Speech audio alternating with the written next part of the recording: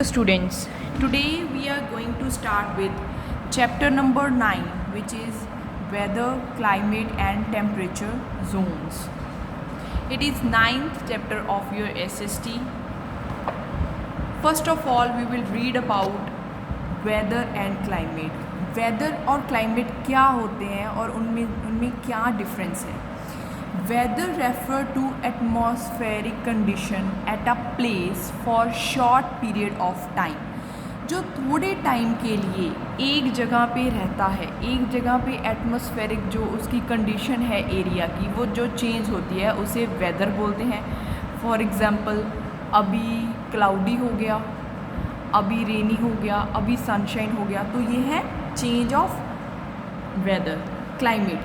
Climate of a region is an atmospheric condition experienced over long period of time, जो बहुत देर तक रहता है लाइक समर्स. अगर समर्स एक बार स्टार्ट हो गई तो नियर अबाउट 2-3 मंथ्स रहती हैं. रेनी मंथ स्टार्ट हो गया तो नियर अबाउट रेनी सीज़न जो है स्टार्ट हो गया तो 1 to 2 मंथ्स वो भी रहता है. विंटर सीज़न रहता है, स्प्रिंग सीज़न रहता है. तो ये जो चेंज इन क्लाइमेट है ये लॉन्ग पीरियड टर्म है. ठीक है. Weather is a temporary and changes often but climate remain stable for long period. जो वेदर है वो तो टेम्परेरी है, मैंने जैसे आपको एग्जांपल दी है, लेकिन जो क्लाइमेट है वो लॉन्ग पीरियड ऑफ टाइम के लिए रहता है. Moreover weather prevail over small area. Weather जो है एक स्मॉल एरिया पे लाइक सिटी पे सपोज एक जगह पे बारिश हो रही है और साथ वाले एरिया में बारिश नहीं हो रही, that is a weather change. But climate जो है वो लार्ज एरिया पे हो रहा है. ये नहीं है कि अमृतसर में गर्मी है और लुधियाना में गर्मी नहीं है या चंडीगढ़ में गर्मी नहीं है. तो अगर गर्मी है तो पूरे पंजाब में ही गर्मी है. इट्स नॉट लाइक के थोड़े एरिया पे ये है. क्लाइमेट जो क्लाइमेट का है वो it's over large area. Both weather and climate are closely interrelated as weather is a part of climate. But ये भी बात है कि ये आपस में इंटररिलेटेड भी हैं, ये इनका आपस में ताल्लुकात भी है. कैसे? ये जो वेदर है ये भी एक क्लाइमेट का ही पार्ट है. फॉर एग्ज़ाम्पल, पता है कि गर्मियों के मौसम में जो है बारिश होती है इससे इस मंथ में. ठीक है. सर्दियों में जो होती है वो इससे इस मंथ में, लाइक मोस्टली जनवरी में या फरवरी में बारिश होती है. गर्मियों में जून में जुलाई में होती है ज़्यादा बारिश. So they both are interrelated to each other. Now factor affecting climate. अब क्लाइमेट जो चेंज होता है हमारा लार्ज एरिया पे होता है. सपोज़ सारे इंडिया में गर्मी चल रही है, ऑस्ट्रेलिया में ठंड चल रही है उस टाइम पे. तो ये जो होता है कि क्या चीज़ें हैं जो अफेक्ट कर रही हैं कि इस टाइम पे पूरे वर्ल्ड में इस टाइम पे बहुत ज़्यादा गर्मी पड़ रही है, दूसरी जगह पे बहुत ज़्यादा सर्दी पड़ रही है. तो ये रीज़न क्या है? Several factors determine the daily weather of place which together determine its climate. तो बहुत सारे फैक्टर हैं जो हमारे वेदर को डिटर्मिन करते हैं और हमारे क्लाइमेट को डिटर्मिन करते हैं. सबसे पहले टेम्परेचर एंड लैटिट्यूड. हमारा टेम्परेचर क्या है और हम किस लैटिट्यूड पे बैठे हुए हैं, हमारा एरिया जो है वो कौन सी लैटिट्यूड में उस टाइम पड़ रहा है, ये भी हमारा क्लाइमेट पे इन्फ्लुएंस करता है. Temperature is one of the prime determinant of climate. Temperature depend on the heat received from the sun. The more exposed an area is to rays of the sun, the higher is its temperature and vice versa. Equatorial region experience extreme climate. It is because this region receive direct rays of the sun. These rays are intense, so we feel very hot and sweaty in this region. When we move away from the equator, the climate become moderate. It is cold at the pole.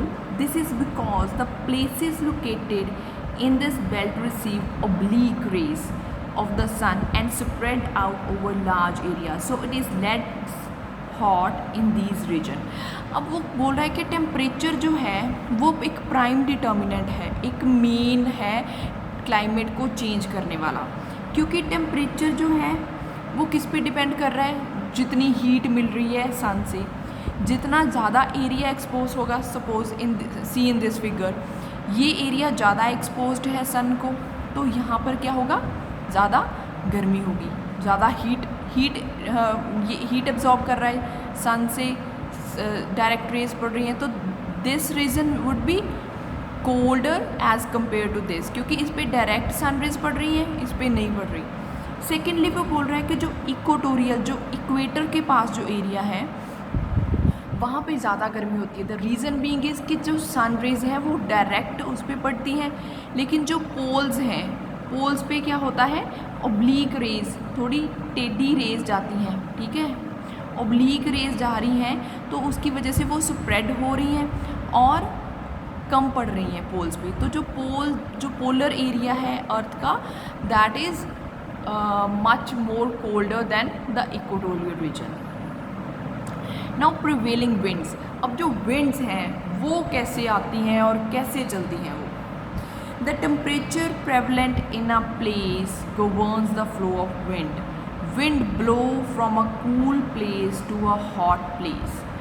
अब जो temperature है ये winds का जो you can say the flow of wind, या winds का जो direction है ये डिटर्मिन करता है टेम्परेचर। तो जो विंड है वो हमेशा कूल प्लेस से हॉट प्लेस तक जाती है। For example we are sitting in a AC room, air condition room में आप बैठते हो, घर पे सभी के पास AC है। जब आप AC खोलते हो ना, तो आप मदर ज़्यादातर बोलते होंगे कि डोर क्लोज़ कर दो, नहीं तो गर्म हवा आ जाएगी। इट्स नॉट लाइक कि गर्म हवा, जो ठंडी हवा है वो एकदम से बाहर जाती है, एकदम से, क्योंकि उसको स्पेस मिलती है, ज़्यादा स्पेस मिलती है, because you know that molecules are loosely packed in hot area, तो बहुत जल्दी मूव करती है from cold area to hot area. तो सेम कंसेप्ट ये बोल रहा है कि विंड्स जो हैं वो कोल्ड एरिया से हॉट एरिया में मूव करती हैं। सो इसी पे डिपेंड करता है two more concept, sea breeze and land breeze. Now let us read about this. During the day time land become hotter as compare to sea. दिन के टाइम जो लैंड है वो गर्म हो जाती है सी के कंपेरेटिव। तो जो विंड है वो कहाँ से चलेगी, फिर पानी से लैंड की तरफ, क्योंकि लैंड गर्म हो गई, पानी ठंडा है, तो पानी से लैंड की तरफ जाएगी। The wind above the sea is also cooler. The warm wind above the land rises high in the air because it is light in weight. This make room for cold air which gushes in from the sea. This is called sea breeze. It carries moisture which make land cool. अब क्या हो रहा है, देखो, इधर से आ रही है हवा लैंड की तरफ, इधर ठंडी हवा है, इधर आके गर्म लैंड है, गर्म लैंड पे आके वो गर्म होगी, गर्म लैंड पे आके वो गर्म होगी, तो वो ऊपर को इट राइजेस हाई। तो ये अगर ऊपर चलेगी, ऊपर जाके टेम्परेचर फिर इसको आसान सा मिला, वो फिर नीचे आ गई, तो ये एक रूम बना देती है, ताकि विंड बार बार ब्लो करे from sea to land, from sea to land, from sea to land, ये एक सर्कल बन जाए, तो इसे सी ब्रीज कहते हैं। जो सी से निकल के विंड लैंड की तरफ जाती है उसे सी ब्रीज कहते हैं। Now during the night time, अब रात को क्या होता है, यू नो इट कि near the see the land is mostly Sandy, तो जो सैंड है वो बहुत जल्दी ठंडी भी हो जाती है।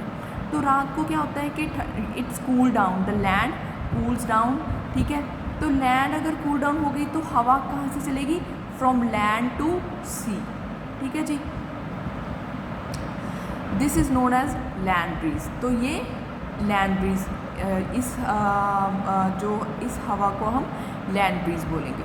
Now next is moisture. अब मॉइस्चर कैसे, क्या इम्पैक्ट है मॉइस्चर, क्या, ठीक है जी, कैसे वो डिटर्मिन करता है कि यहाँ पर क्या होगा। नाउ मॉइस्चर जो कंसेप्ट है मॉइस्चर काउजेज ह्यूमिडिटी। अब हमारे आसपास कितनी ह्यूमिडिटी है, गुम सा लग जाता है, उसे ह्यूमिडिटी बोलते हैं। चिपचिप सा रहती है स्किन, अगर बाहर जाओ तो चिपचिपी हो जाती है।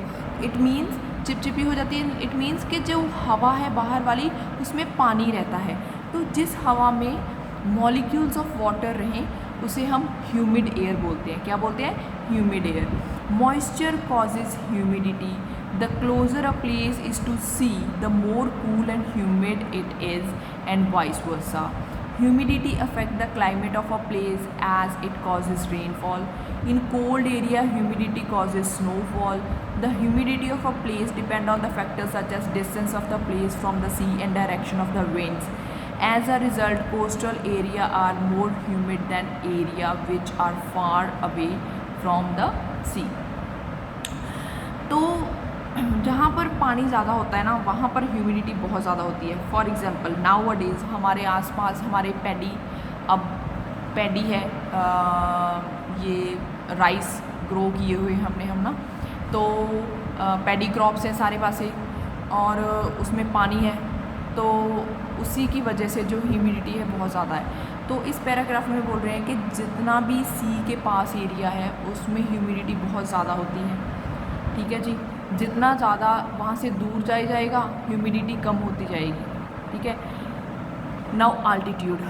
अब आल्टीट्यूड जो है उसका क्या इम्पैक्ट है हीट पे?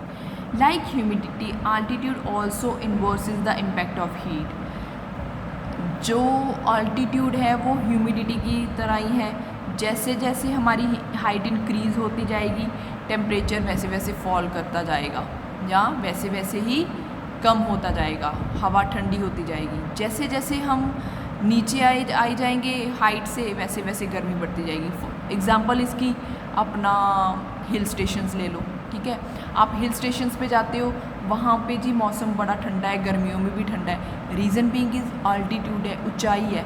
ऊंचाई पे चले जाओगे तो वहाँ पे जो हवा है वो ठंडी होती है।